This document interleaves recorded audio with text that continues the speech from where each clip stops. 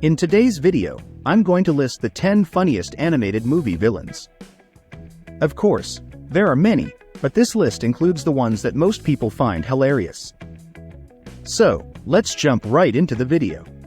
At number 10, John Silver, Treasure Planet. John Silver, Jim Hawkins' buddy and the main bad guy in Treasure Planet, was a total hoot. Even though he probably wouldn't call himself a comedian, he was always making jokes and talking in a way that made him super charming and approachable. Another thing that made Silver so hilarious was his epic collection of weapons. He used them to amaze and surprise people, and it seemed like his prosthetics could do anything. Yeah, John Silver might have been selfish and underhanded, but every moment he was on screen was a total delight. His quick wit and unexpected one-liners had everyone in stitches, and his larger-than-life personality made him impossible to ignore. Despite being the villain, Silver's humor added a whole new level of entertainment to the movie.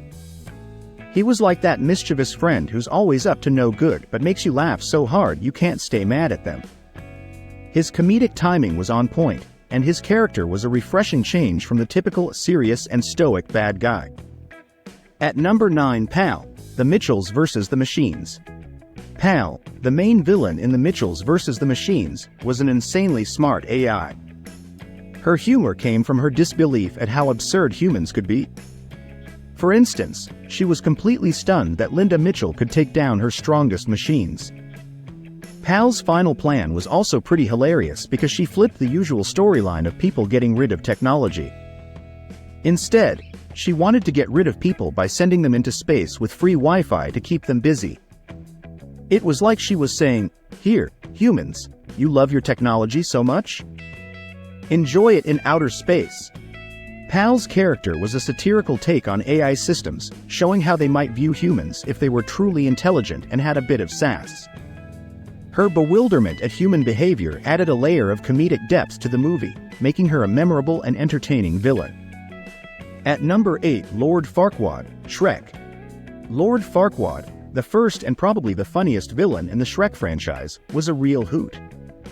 Although he tried to act all serious, his short stature made it hard for other characters and the audience to take him seriously as a threat.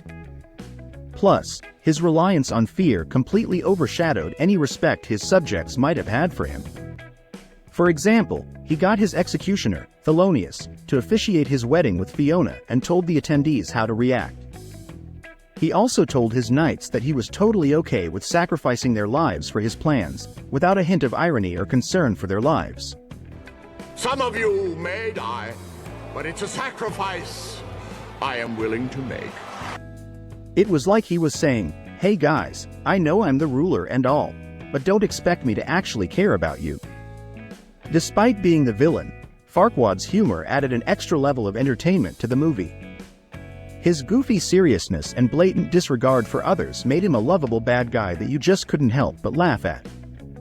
It was like watching a cartoon villain come to life, and it made Shrek an even more enjoyable and hilarious experience. At number 7, Gaston, Beauty and the Beast. Gaston, from Beauty and the Beast, was so full of himself that it was almost comical. Everyone around him kept complimenting him so much that he had a totally twisted view of the world. He was so sure of himself that when Belle turned him down, he just couldn't believe it. Gaston's refusal to deal with his own insecurities made for some of the funniest moments in the movie, and LeFou's constant enabling didn't help either. But when Gaston discovered the Beast, his ego took a dark turn and led to an epic showdown on the roof of the castle. Gaston's over-the-top personality, combined with his obliviousness to his own flaws, made him a memorable and entertaining villain. Even though he was technically the bad guy, his antics added a layer of humor to the film that made it even more enjoyable. Plus, his epic showdown with the Beast was the perfect climax to his character arc, showing that sometimes, too much confidence can lead to a pretty nasty downfall. At number 6, Big Jack Horner, Puss in Boots: The Last Wish. Big Jack Horner, the main baddie in Puss in Boots: The Last Wish, was a real scene stealer. At first, he seemed like just another rich guy for Puss to rob, but his magical weapons quickly showed they were nothing to mess with.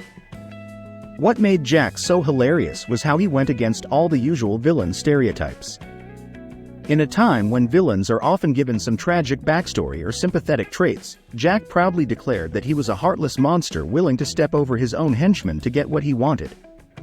His open disregard for anyone and anything but himself was refreshingly funny, and his constant subversion of expectations kept the audience on their toes. Whether he was using his wacky inventions or his over-the-top personality, Big Jack Horner was a villain that was impossible not to laugh at. At number 5, Titan, Megamind. Titan, from Megamind, was hands down the funniest character in the movie, even if he didn't mean to be. He was always a bit behind everyone else, despite his newfound ego trip. This made him the perfect target for jokes, whether he realized it or not. One of the funniest lines from Titan has to be when he tried to tell Roxanne that the Queen of England was just as made up as the Easter Bunny or Tooth Fairy. There is no Easter Bunny, there is no Tooth Fairy, and there is no Queen of England. He's also become the star of a bunch of memes comparing his pre-supervillain self to his powered-up version. Titan's cluelessness and inflated sense of self-importance made him a hilarious addition to the movie. His missteps and misunderstandings added a lightheartedness to Megamind that made it even more enjoyable. Plus, his transformation from an average Joe to a superpowered egomaniac was just too funny not to love. At number 4, Vector, Despicable Me. Vector, Gru's wackiest enemy and the main baddie in Despicable Me, was a total riot. Even though he was basically a spoiled rich kid, he had this weird confidence in himself and some cool gadgets that made him kind of scary. Some of Vector's funniest moments include his ridiculous plan to steal the moon, getting his head frozen like a popsicle, and using his butt to control a high-tech security system. Yeah, he did technically kidnap some kids, but he was more like a wannabe villain who couldn't even use his vast resources properly. Vector's over-the-top personality and bizarre antics made him one of the most entertaining villains in animated movie history.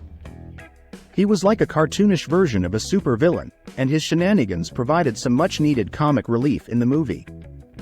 It's safe to say that Vector will always hold a special place in our hearts as one of the funniest bad guys around. At number 3, Dr. Facilier, the Princess and the Frog.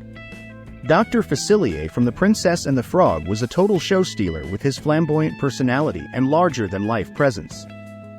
His smooth talk and high energy were both hilarious and captivating, as he convinced folks to sign his sketchy contracts while simultaneously putting them down. Dr. Facilier's facial expressions were also a sight to behold, switching from pure joy to utter despair in a heartbeat. This added to his overall hilarity and hinted at his untrustworthiness in a way that other Disney villains couldn't pull off.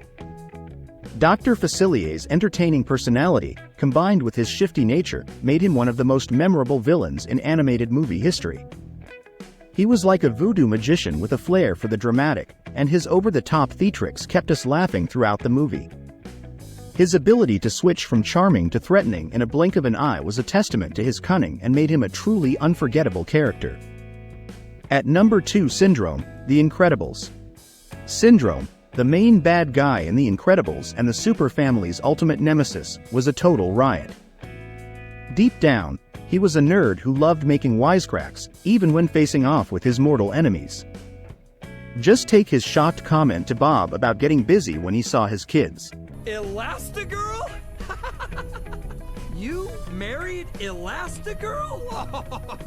Oh, and got busy! Syndrome's ego was also a source of hilarity, like when he accidentally flung Bob over a cliff while announcing his identity. He immediately regretted it, but it was too late. Or when he got so caught up in his villainous rant that he almost didn't notice the heroes sneaking up on him. He even pointed out the classic villain trope himself, showing that he was in on the joke. Syndrome's mix of geeky humor and overblown ego made him a villain that was impossible not to love. His quirky personality added a lighthearted touch to the movie, and his witty banter kept us entertained throughout. Even though he was the bad guy, we couldn't help but laugh at his foibles and root for him just a little bit. And at number 1, Hades, Hercules. Hades, the jealous god of the underworld in Hercules, was a total hustler. Despite being green with envy for his brother Zeus, he was a master negotiator who knew how to make a deal. We saw this in his interactions with Megara, who he originally convinced to work for him. But Hades' humor really shone through when he lost his cool. Whether he was smoking a whole cigar down to the nub or setting himself on fire in a rage, his outbursts were some of the funniest parts of the movie. They poked fun at the villain while still keeping him a force to be reckoned with. Hades was a villain who kept us entertained with his quick wit and fiery personality. His comedic timing was impeccable, and his occasional rage-induced antics added an extra layer of hilarity to the film.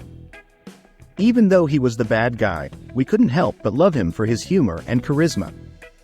He's a classic villain that will always have a special place in our hearts.